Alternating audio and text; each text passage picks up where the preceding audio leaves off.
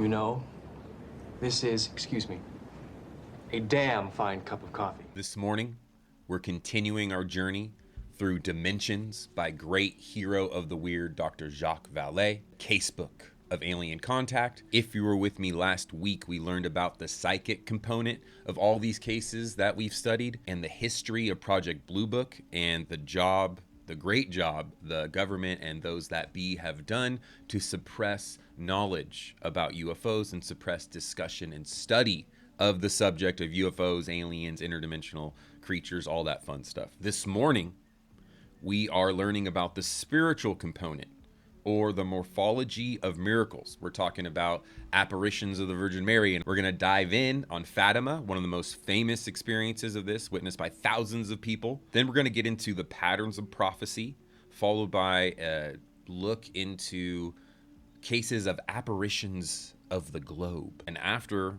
we talk about those cases, we're going to get even weirder and learn about encounters with the angel of peace. Then we're going to get into the physics of the Blessed Virgin Mary. After we learn that, we're going to get into shining beings that appear to folks, followed by the Mormon story, and we're going to wrap it up with the unified theory of apparitions. So without further ado, let's get to the wasteland and let's get to the most exciting part of all this, the reading. Chapter 7, What Happened at Fatima. Many descriptions of UFO phenomena force us to deal simultaneously with two categories we always attempt to separate: the physical or technical and the spiritual or divine. Numerous witnesses in their statements after a close encounter claim bluntly that the experience of the phenomena has a religious meaning to them. Perhaps it does. Perhaps we need not only a scientific breakthrough here, but a consciousness breakthrough as well.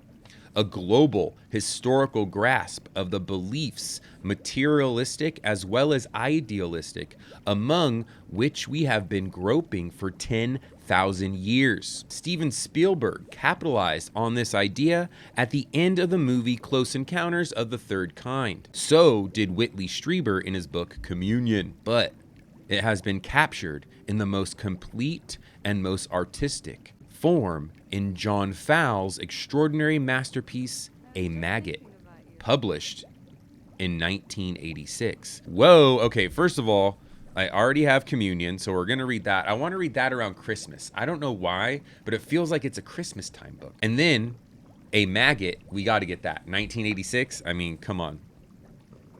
The 1986 golden year. The famous apparitions at Fatima offer a historical example of the religious dimension of UFO encounters. The case is a celebrated one, yet I am prepared to wager that few Americans know the full story of what happened in 1917 near the small Portuguese town. I suspect that even fewer realize that the entire sequence of observations of an entity thought to be the Virgin Mary had begun 2 years previously, with a fairly classical sequence of UFO sightings. That's right, lights in the sky, apparitions, and entities running by. If we accept the interpretation given of Fatima by the Catholic Church, we are dealing with a phenomena that cannot be explained, either as a physical effect or as an illusion. In its decision of 1930, arrived at after 13 years of painstaking investigations by many scholars, the Church stated that the solar phenomena on the 13th of October 1917, described in the press of the time, was most marvelous and caused the greatest impression on those who had the happiness of witnessing it. The phenomena, which no astronomical observatory registered and which therefore was not natural, was witnessed by persons of all categories and of all social classes. Believers and unbelievers, journalists of the principal Portuguese newspapers, and even by persons some miles away. Facts which annul any explanation of collective illusion. It was real. This quote-unquote miracle, the reader will note, had been predicted several months before by 3 illiterate children after their vision of a woman in a bright glow. She had not said that she was the Virgin Mary. She had simply stated that she was quote-unquote from heaven and instructed them to return every month until October, when a public miracle would take place. so that everyone may believe. The events at Fatima involve luminous spheres, lights with strange colors, a feeling of quote-unquote heat waves, all physical characteristics commonly associated with UFOs. They even include the typical falling leaf motion of the saucer zigzagging through the air. They also encompass prophecy and a loss of ordinary consciousness on the part of the witnesses, what we have called the psychic component of UFO sightings. We're going to return to the miracle at Fatima a little later in the chapter. Now we're going to look at the pattern of prophecy. We're going to see, just like in the other encounters in this book, there's patterns here that all line up. The first apparition at Fatima of a woman took place on May 13th, 1917. 3 children were watching their sheep when a bright flash surprised them, and they walked toward the large hollow pasture called Cova de Iria, literally the cave of St. Irene, an old sacred spot, to see what had happened. They found themselves caught in a glowing light that almost blinded them. And in the center of the light, they perceived a little woman who spoke to them, begging them to return every month to the same spot. While the children had been alone on the first occasion, there were 50 people the second time, on June 13th.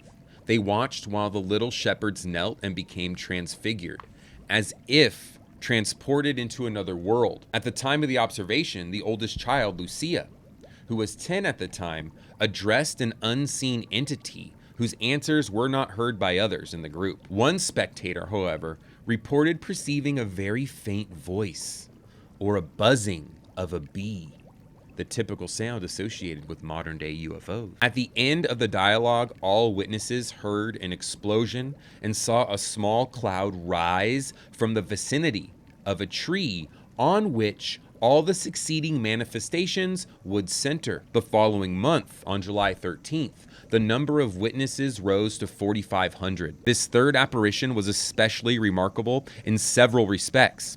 It included detailed descriptions by some of the spectators of physical phenomena that are specific enough to be compared to UFO data. In the words of Joseph Pelletier, in his book, The Sun Danced at Fatima,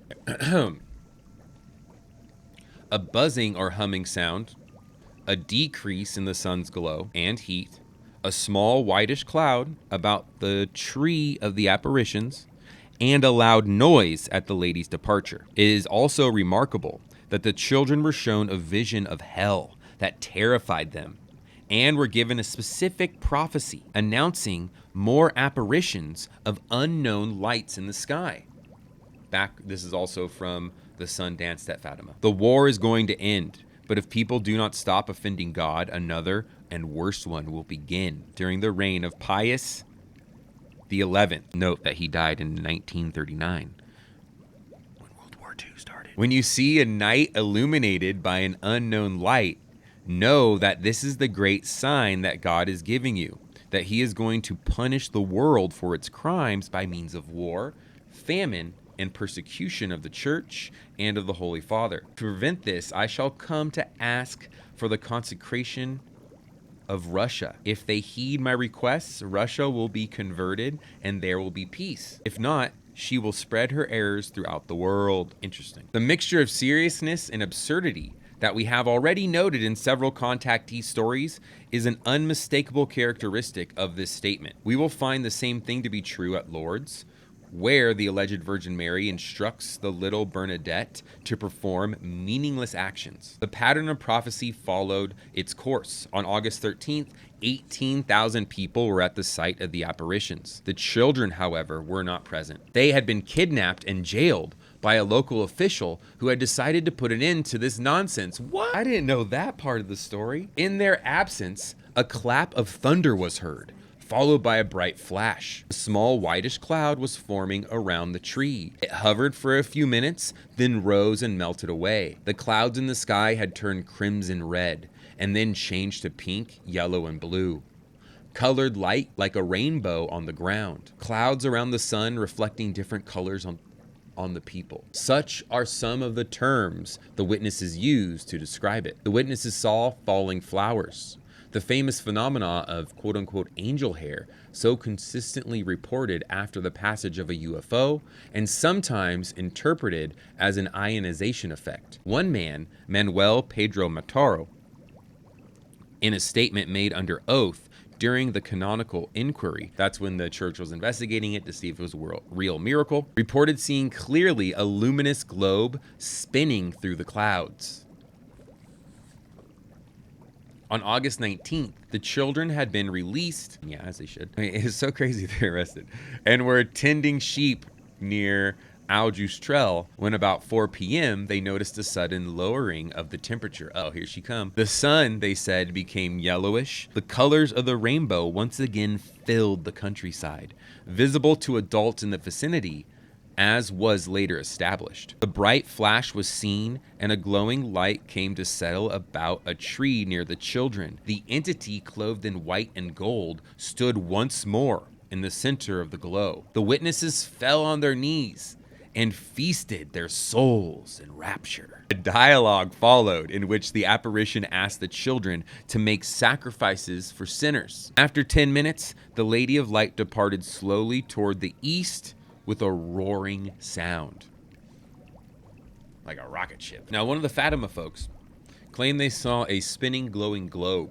within the white cloud during one of the appearances. Let's dial in on that globe in this next section, Apparitions of a Flying Globe. On September 13th, the crowd numbered 30,000, including 2 priests who were absolutely skeptical and had come specifically to establish the falsity of the much heralded quote-unquote miracles. The site of the apparitions was a wide amphitheater where most of the crowd had gathered to be close to the tree of the apparitions. However, the 2 skeptical priests had chosen a spot on higher ground from which they could observe everything. The following is based on their report. Noon.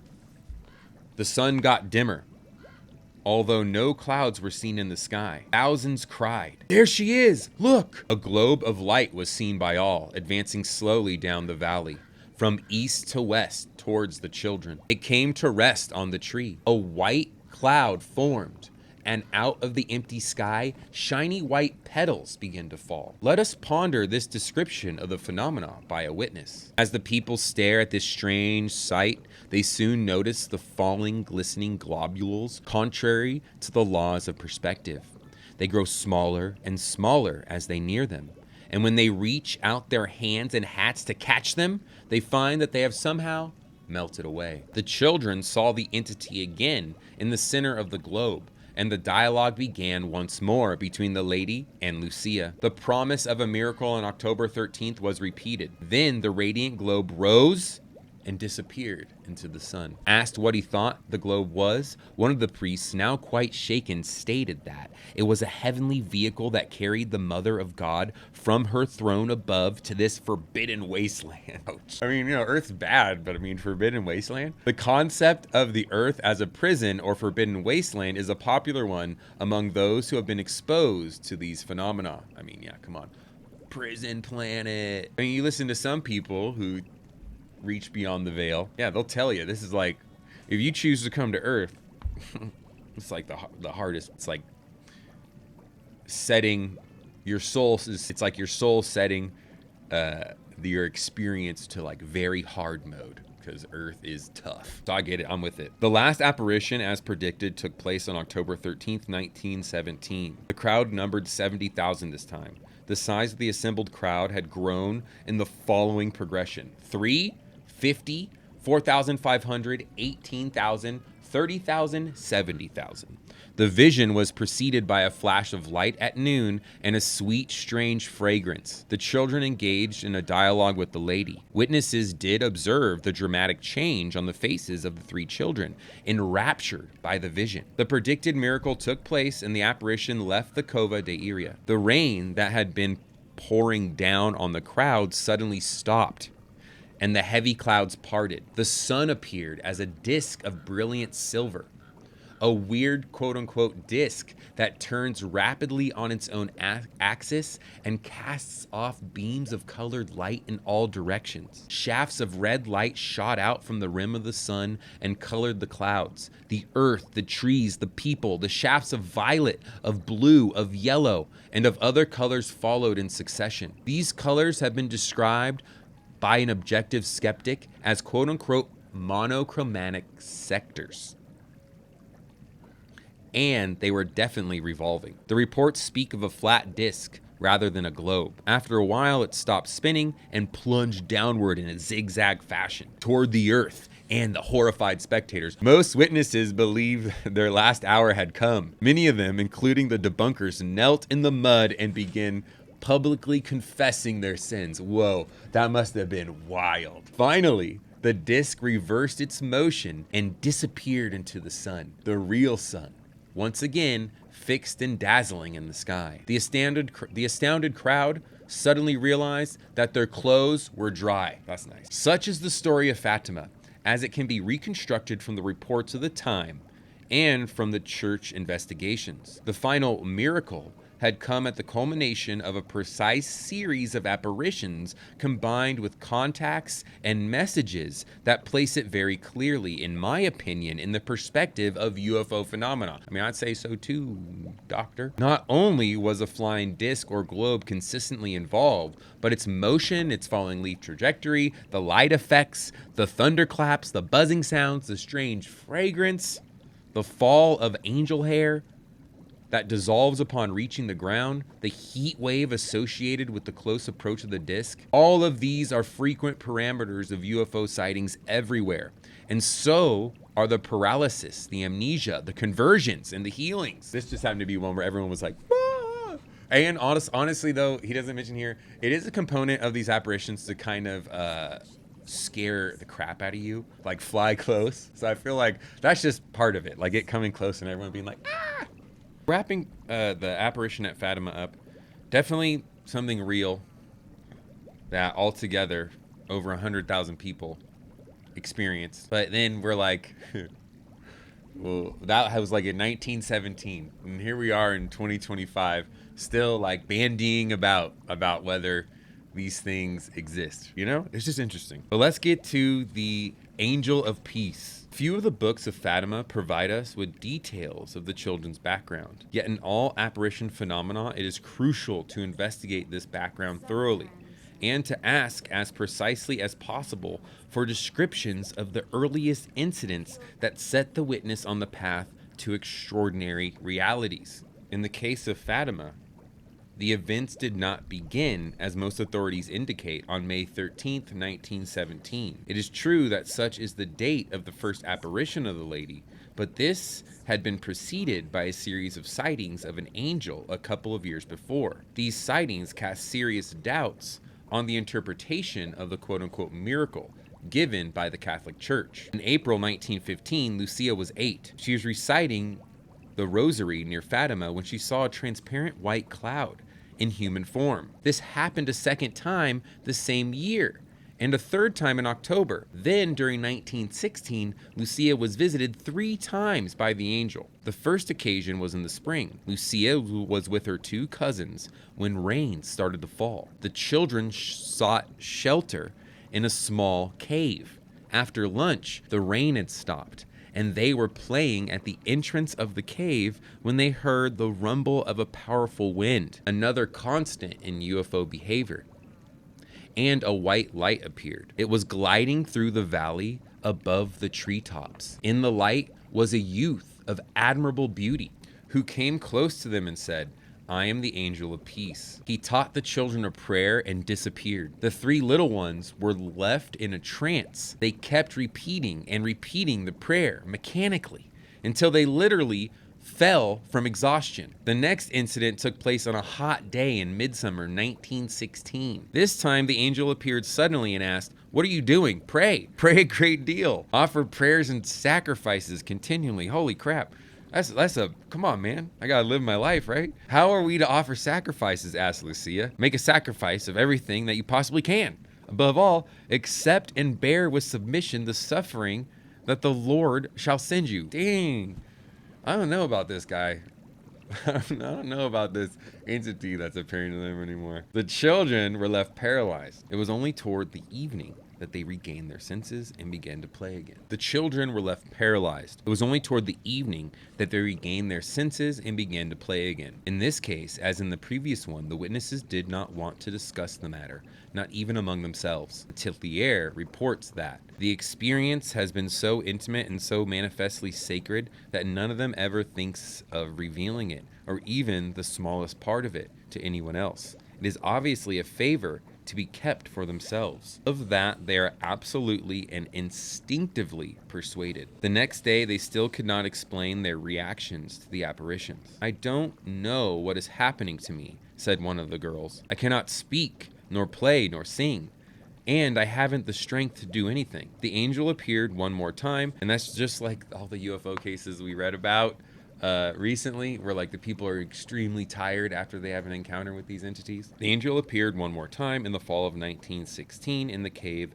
of Cabezo. He gave the children communion, analyzing the power that prompted the young witnesses to imitate the actions of this angel and to repeat his prayers slavishly. Peltier offers this perceptive remark. The power is so intense that it absorbs and almost completely annihilates them. It practically deprives them of the use of their bodily senses. Their bodies are subject to a mysterious, depressing force that prostrates them. His remark could apply to the entire spectrum of close encounters with UFOs. Now we're going to learn about the impact of Fatima. What were the sequels to the Fatima story? The lives of many people who attended the miracles were deeply changed. Some were cured of a variety of diseases. At my mother's request, I went once more to Cova de Iria in August, at the time of the apparitions, writes engineer Mario Godino. Once more, I came back, discouraged and disappointed, but that time something extraordinary happened. My mother, who had had a large tumor in one of her eyes for many years, was cured. The doctors who had attended her said they could not explain such a cure. This is just one among hundreds of such testimonies. At the time of the final miracle, many people were driven out of their senses, even those who saw it from a distance of several miles, and were not in the company of other witnesses who might have influenced them. A child of 12 named Albano Barros, for example, who was in a field near Minde, 8 miles from Fatima, was so struck when he saw the disk of light falling towards the earth that he does not remember what followed. I cannot even remember whether I took the sheep home, whether I ran, or what I did. Others were so afflicted, like Farmer Manuel Francisco, that they went home weeping. Another witness, a lady who now lives in the United States near Albany, added this comment: even today, whenever there is lightning, I remember it and I am afraid. A prominent lawyer, Mr. Mendez, stated in an interview with John Haffett in 1960, what I saw at Fatima could not help but affect the interior life, and I am sure that all who saw the miracle or even heard about it cannot fail to be impressed by its greatness. I still remember it today as vividly as the moment it happened, and I feel myself to be dominated by that extraordinary event. Another witness reports, I always keep thinking about the sign. An extremely interesting series of testimonies came from witnesses who were not at Cova de Iria, but miles away from the crowd. I have already mentioned the observation made by Albano Barros and Minde. A woman named Mrs. Guillermina Lopez da Silva, who lives in Leiria, no less than 16 miles from the site of the miracle, could not go to the place appointed for the apparition, but she looked toward the mountain at noon and saw a great red flash in the sky. The brilliance was such that it was seen 30 miles away at San Pedro de Mule by Portuguese writer Alfonso Vieira, his wife, and his mother-in-law. The phenomena, it seems, could not be photographed directly with the emulsions and shutter speeds commonly available at the time. One picture often produced by newspapers and alleged to show the miracle is in fact a photograph of an eclipse of the sun that has nothing to do with it. There are many pictures of the crowd during the quote-unquote miracle, however, and the actual brightness of the disc is an unresolved question. 2 witnesses looked at it with binoculars and reported seeing a ladder and 2 beings. The edges of the disc, according to all descriptions, were sharp, and it was definitely not blinding, although pictures of the crowd show many witnesses shading their eyes. But others report that the phenomena darkened the sun to such an extent that at one point they could see the moon and the stars. Another remote witness was a schoolboy who was so impressed by what he saw that he subsequently became a priest. An American Catholic writer, John Haffert, interviewed him in 1960. At the time of the miracle, the schoolboy was with his brother and other children in the village of Albertel, 9 miles away from Cova de Iria. And here is what he experienced. It's like a nuclear explosion. It has an effective range. I looked fixedly at the sun, which seemed pale and did not hurt my eyes. Looking like a ball of snow revolving on itself, it suddenly seemed to come down and zigzag, menacing the earth. Terrified, I ran and hid myself among the people who were weeping and expecting the end of the world at any moment. It was a crowd which had gathered outside our local village school, and we had left classes and run into the streets because of the cries and surprised shouts of men and women who were in the street in front of the school when the miracle began. Oh shit. There was an unbeliever there who had spent the morning mocking the quote-unquote simpletons who have gone off to Fatima just to see an ordinary girl. He now seemed paralyzed, his eyes fixed on the sun. He began to tremble from head to foot, and lifting up his arms, he fell on his knees in the mud, crying out to God. But meanwhile, the people continued to cry out and to weep, asking God to pardon their sins. We all ran to the 2 chapels in the village, which were soon filled and overflowing. During those long moments of solar prodigy, objects around us turned all colors of the rainbow. When the people realized that the danger was over, there was an explosion of joy. 2 of the 3 children at Fatima died young, as the lady had predicted, but Lucia lived secluded in a convent to an advanced age. Tragic end, kinda. Oof. But that is the full story of Fatima. The next section, which I'm excited to get into, we're going to learn about the physics of the Blessed Virgin Mary. So whatever that means, we're getting into it. Take a little sip here. We have just examined one series of apparently miraculous events, namely those related to Fatima. Observations of the entity described by percipients as the Blessed Virgin Mary. These percipients, of course, have been exposed to such a powerful alteration of reality that their statements from the observation on are distorted by their emotions. This does not mean we should reject their testimony. It is consistent with many other reports. On February 11th, 1858, a 14-year-old girl named Bernadette Saburius was gathering firewood by a narrow stream near Lourdes in the south of France when she heard a great noise like the sound of a storm. She looked around, but neither the trees nor the water were disturbed. Then she heard the sound again. In fear, she looked straight up and lost all power of speech and thought. From a nearby cave or grotto came a golden-colored cloud. Soon after came an entity described as a beautiful lady who placed herself above a bush that was moving as if it were windy. At Fatima, there was a wind which moved across the mountain without touching the trees. The Lady of Fatima consistently appeared in the top of branches of a small tree, whose center shoots were found bent towards the east, as though tilted in that direction. The Lady of Fatima consistently appeared in the top of branches of a small tree, whose center shoots were found bent toward the east, as though tilted in that direction. When the apparition departed, Lucia of Fatima was closely questioned on the point of this and stated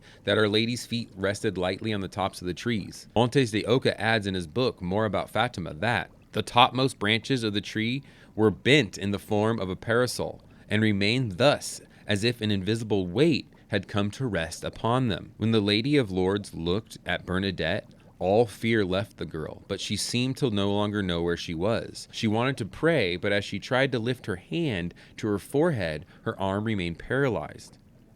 And it was only after the lady had crossed herself that Bernadette could do the same. When the story became known, it was met with incredulity by the local authorities and by the priests. Father Peyramel, who was the priest of the town, was especially angry and suggested that the lady should make the rose bush bloom before the whole crowd in order to convince everyone. When Bernadette conveyed to the lady this demand on the part of the local priest, the apparition simply smiled. For 15 days, she appeared to Bernadette, and their conversation centered on the lady's request for a chapel and for processions there. At times, the dialogue was totally absurd.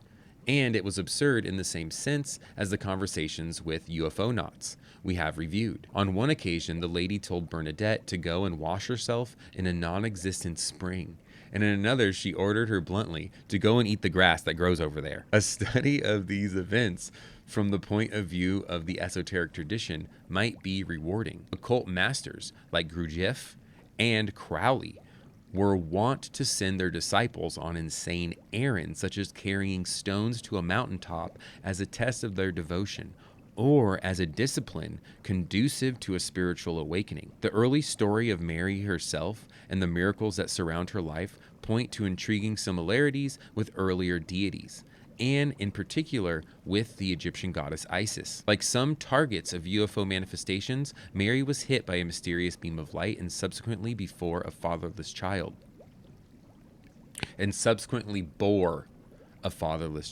The scene at Fatima, reminiscent of the Phoenician ambulance described earlier. However, we are not concerned here with an interpretation of mythology, but with an attempt to deal with reports of observations that seem to form extraordinary patterns. One such pattern is that the cloud and the cave, a common thread between Fatima, Lourdes, and other apparitions in the Apocrypha, we find the same pattern. They stood in the place of the cave, and behold, a bright cloud overshadowing the cave. And the midwife said, "My soul is magnified this day, because mine eyes have seen marvelous things. For salvation is born unto Israel." And immediately the cloud withdrew itself out of the cave, and the great light appeared in the cave, so that our eyes could not endure it. And little by little that light withdrew itself until a young child appeared. A superficial examination of the phenomena at Lourdes would seem to indicate that a rather simple girl, Bernadette, was illiterate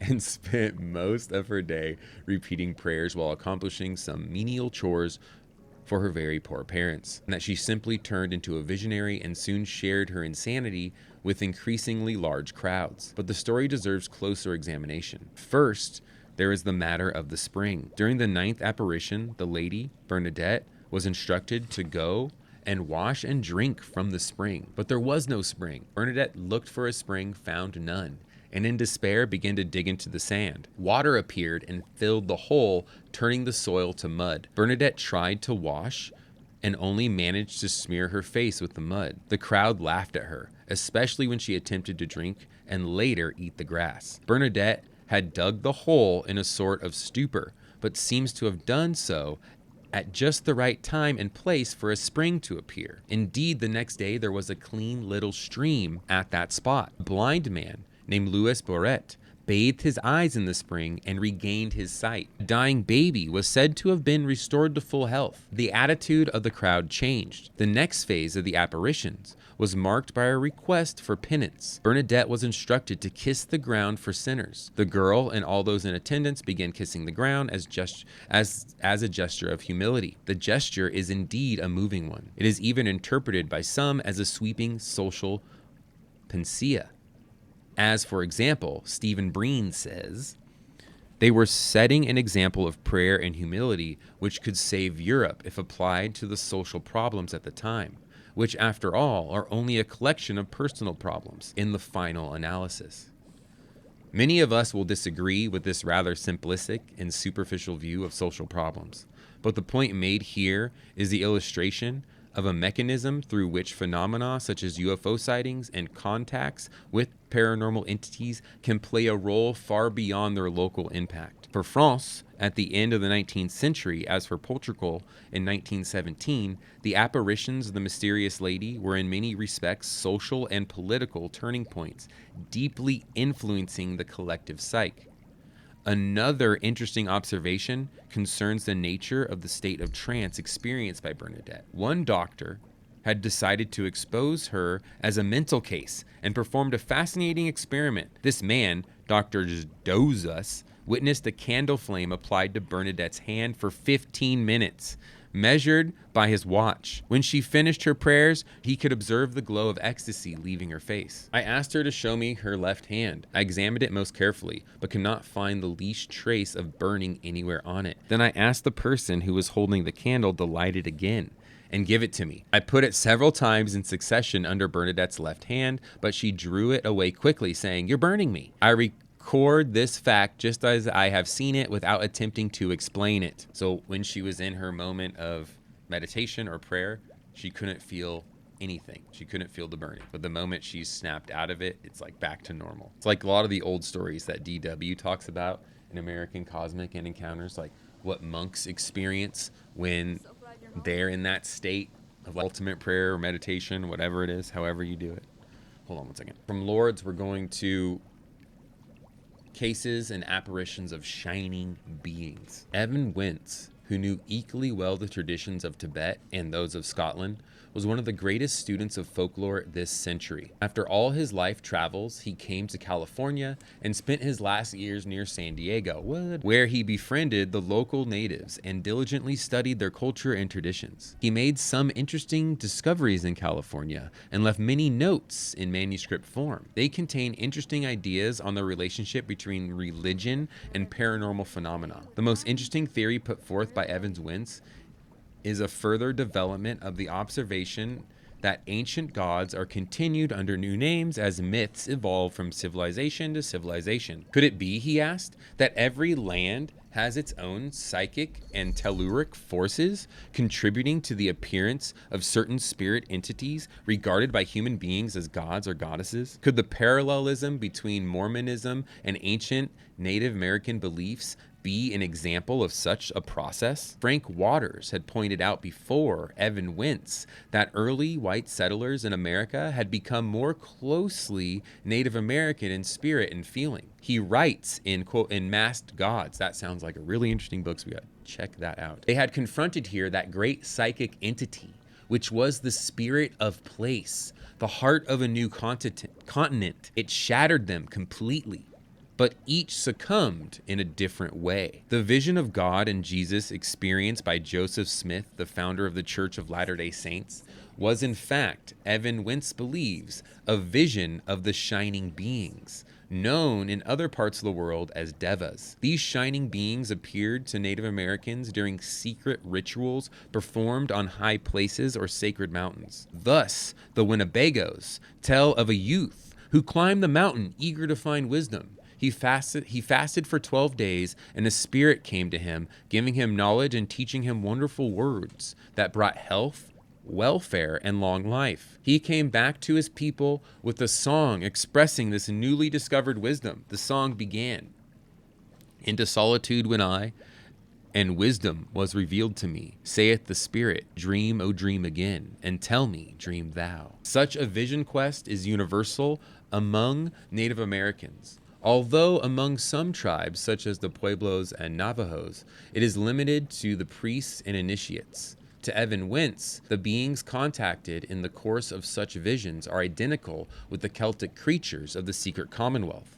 And he concludes that there is evidence for their true existence. These beings are the guardians of secret places, holding them in trust for a future of wonders. Evan Wentz had been told by the Irish poet William Butler Yeats that such places existed and were thus guarded. He identifies one such spot in France, one in the county Wicklow, Ireland, one in Campania, Italy, and others in Asia and America. Can we then use the vast untapped reservoir of fantastic events in the collections of UFO lore to force an answer from our gods, old and new, to bring them down to the human dimension, or to understand their power? Or do we find ourselves locked in their maze, their quote-unquote fly bottle? Is the time of our inquiry always wrong?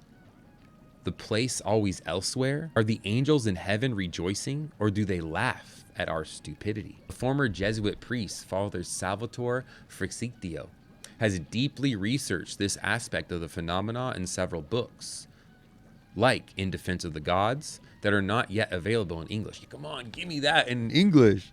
He argues convincingly that the spiritual control system of which UFOs are part may have resulted in the religious myths that keep mankind in a state of abject submission to obsolete myths. In our private conversations, he implied that the phenomena originates with entities that manipulate our reality and our destiny for their own purposes, using our naivete and lack of critical judgment in their in the presence of quote-unquote miracles. These entities, in his view, play with our emotions in order to be worshipped as gods. What a theory as the light shines down. I love it though. Get it, guy. Now let's get into the Mormon story. I discovered a light appearing in my room, which continued to increase until the room was lighter than at noonday, when immediately a personage appeared at my bedside, standing in the air, for his feet did not touch the floor. He called me by name and said unto me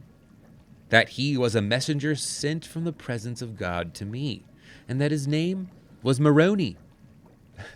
That God had a work for me to do, and that my name should be had for good and evil among all nations, kindreds, and tongues. Mr. Moroni. Thus begins the account of the revelation of the Book of Mormon, which the story of what transpired on the night of September 21st, 1823, between Joseph Smith and an angel. The book itself, the angel stated, was in the form of gold plates that lay buried at a certain spot that could be translated with the help of 2 stones in silver containers that were buried with the plates. To continue from old Joey Smith's words here. After this communication, I saw the light in the room and began to gather immediately around the person of him who had been speaking to me, and it continued to do so until the room was again left dark, except for just around him, when instantly I saw, as it were, a conduit open right up into heaven, and he ascended until he entirely disappeared. In 1842, at the request of Colonel Wentworth at the Chicago Democrat, Joseph Smith wrote a sketch of the history of the Mormon Church that contained additional details of the apparition. On a sudden light, like that day, only of a far purer and more glorious appearance and brightness, burst into the room. Indeed, the first sight was as though the house was filled with consuming fire. The appearance produced a shock that affected the whole body. In a moment, a personage stood before me, surrounded with glory, yet greater than that by which I was already surrounded. I was told where there was deposited some plates on which was engraved an abridgment of the records of the ancient peoples that had existed on this continent. You're okay, man. The angel appeared to me 3 times the same night and unfolded the same things. Felt like we could have chopped some words out of that. It is important to note that this apparition was not Joseph's first vision. Indeed, he had been quote unquote forbidden to join any of the religious sects of the day because he had claimed to have been favored by a mystical revelation while he was alone in the wilderness at the age of 14. When Angel Moroni appeared to him, Joseph had been praying for a vision, for he says, I had full confidence in obtaining a divine manifestation, as I had previously had one. The angel appeared 3 times during the night of September 21st, 1823, which happens to be the autumnal equinox, repeating exactly the same words. After the 3rd time, Joseph was surprised to hear the cock crow and to find that daylight was approaching, so that our interviews must have occupied the whole of the night. Joseph Smith got up and began his normal chores, but he found himself so exhausted, like the children at Fatima, that he couldn't work in any useful way. His father thought he was sick and told him to go home. On the way, he fell when trying to climb a fence and remained unconscious. The angel then appeared to him once more and told him to repeat his words to his father and reveal his instructions. The father told Joseph to go on and do as he had been commanded to, and said that these things were of God. Thus the young man was allowed to go to the place where the plates were buried. He found them inside a stone box, which he had no difficulty opening,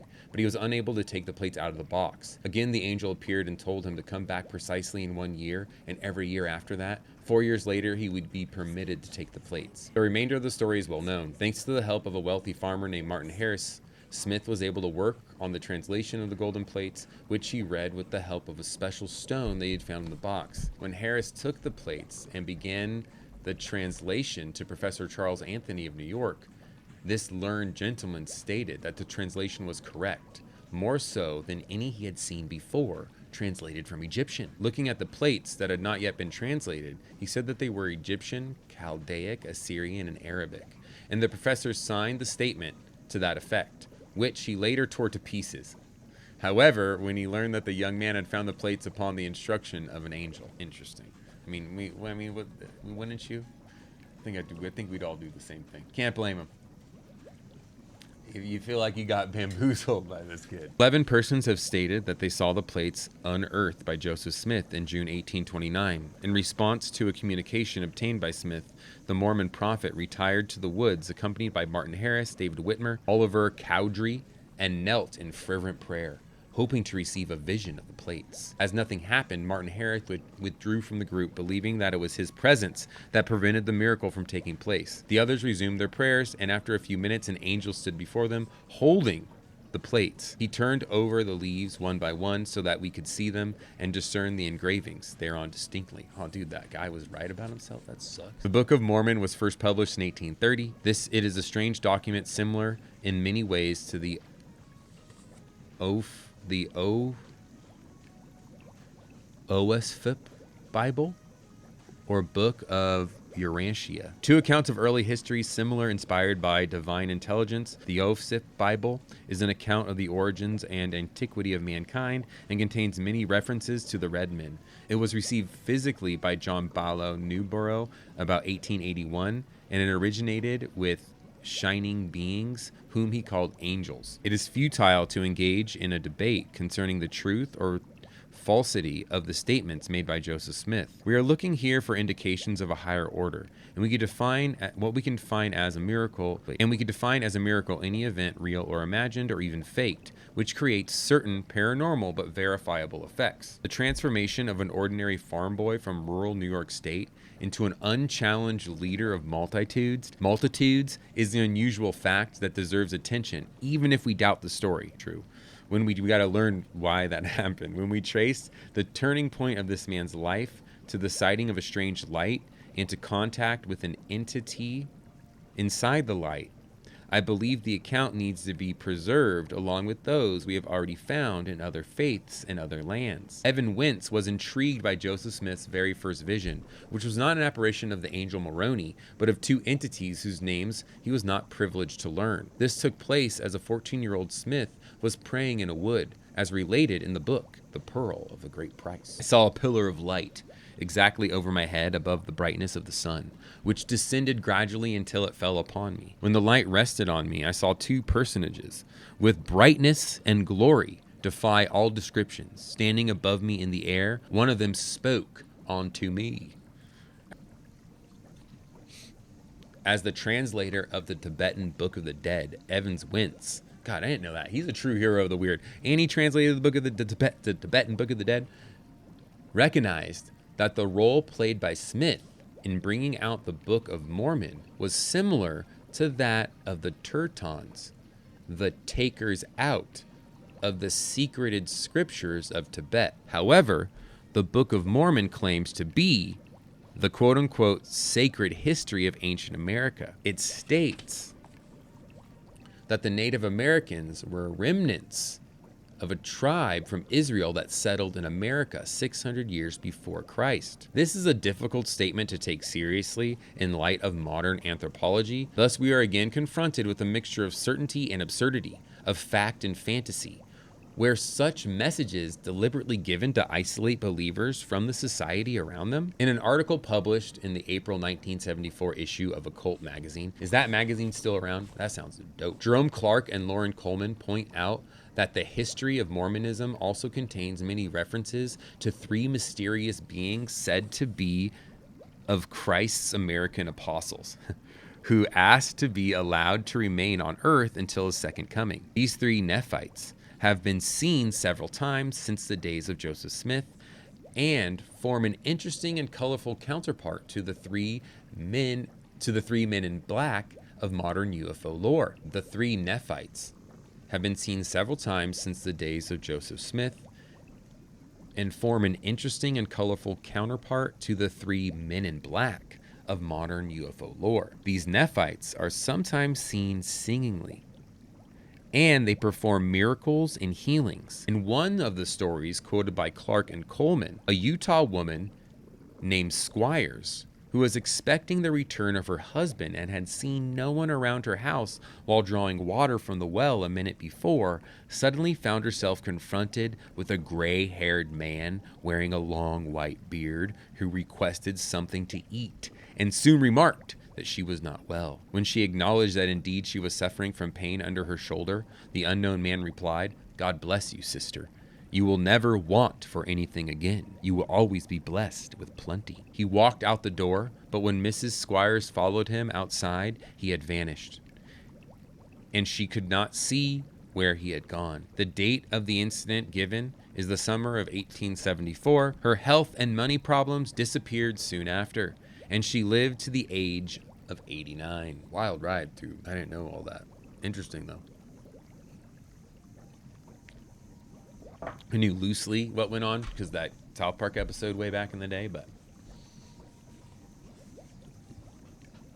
so another, I mean, it's like Jacques Vallee is so right when he's like, it is worth to look at that this farm kid praying out in the mud in the wood rises to a great prominence. There's now like, I don't know how many people are in that religion, but there's a lot of people in it now. A unified theory of apparitions. So let's wrap it all up. What's all this mean, Dr. Vallee? What do you think? In many UFO stories of the olden days, the witnesses thought they had seen angels from God, and for this reason never bothered to report their experiences. Others thought they had seen devils. The difference may be small. Commenting on the childhood experiences of Edgar Cayce and Uri Geller, a British researcher named Peter Rogerson has reminded me that similar stories were common in accounts of mediums of various kinds. He wrote me that Andrew Jackson Davis, the Poughkeepsie seer, claimed to have met a mystical personage who gave him a staff in which there were little boxes which gave quote-unquote cures to various diseases. The account follows the classical pattern of the evolution of the shaman. Mercuria Elinde, in his book Shamanism, records the words of various shamans and how they became aware of the shamanistic powers. Accounts are often of the nature of, I was washing by the river when a great ball of fire came down from the sky. It entered me and I knew I was to become a shaman. Since the publication of my earlier books, I've received many interesting letters along the lines of, until now I thought I had seen a messenger from heaven, writes one witness. I understand, having read your book, that I have witnessed a UFO. Some of the stories are strange yet consistent enough to become the nucleus of a new religious movement.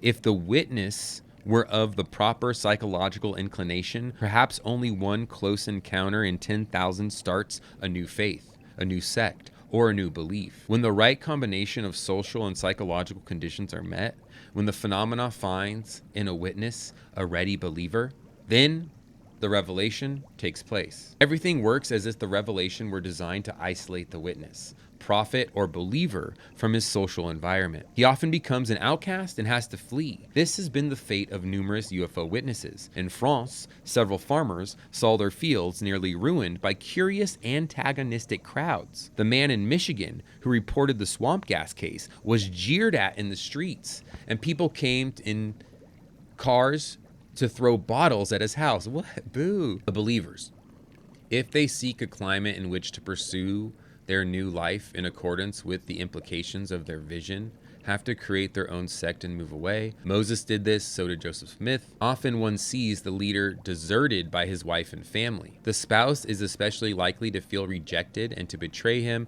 at the time when he or she most needs comfort. The wife of Martin Harris burned 116 newly translated pages of the Book of Mormon. The wives of several American policemen involved in modern UFO incidents divorced them. Sometimes the specific instructions given to the believers are such that their group continues to be persecuted for centuries and have to endure great hardships before finding a place where they can settle down. The leaders are harassed by crowds. In one town, the police chief's own trailer was destroyed by fire and blamed on arson, and occasionally put to death. I think the stage is set for the appearance of new faiths centered on the UFO belief. To a greater degree than all the phenomena modern science is confronting, the UFO can inspire awe, the sense of the smallness of man, and an idea of the possibility of contact with the cosmic. The religions we have briefly surveyed begin with the miraculous experiences of one person,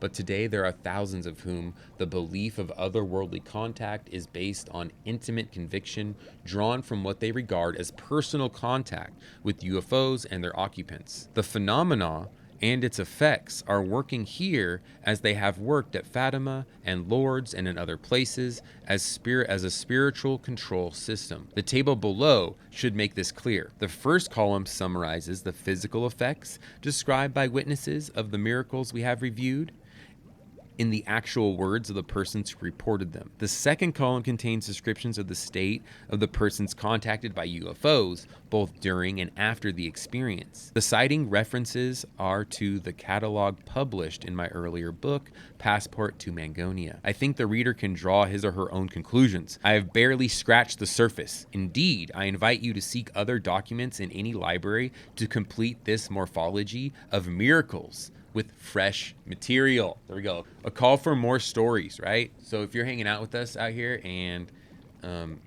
you've had an encounter with the unknown, an apparition, a UFO, Bigfoot, ghosty, ghoulie, whatever it may be, and you'd like to share, please let me know, because as always, we're ready to believe you. All right, so let's get to these two lists. So we're going to go through what people experienced in the religious miracle,